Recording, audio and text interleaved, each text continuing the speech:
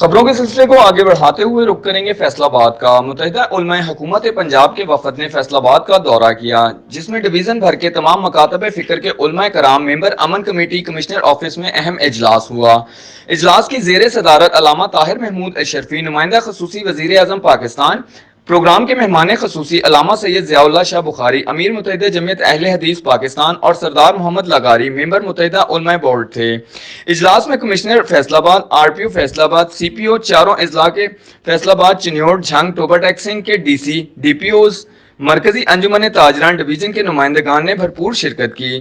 اجلاس میں شرکت کرنے والے علماء کرام میں مولانا محمد یوسف انور، علامہ طاہر الحسن، مولانا حافظ رانا عثمان شاکر، علامہ سکندر حیات ذکی، صاحبزادہ فیض رسول، مولانا رفیق جامی، مولانا محمد ادریس یزدانی، مفتی ضیاء المدنی، ڈاکٹر افتخار احمد، قاری غلام اللہ خان، میاں ارشد مجاہد، عبید اللہ گرمانی، سید حنظیفہ بخاری، امین الحق اشرفی و دیگر نے شامل تھے۔ بعض ازاں سرکٹ ہاؤس فیصل آباد میں پریس کانفرنس کا بھی اہتمام کیا گیا۔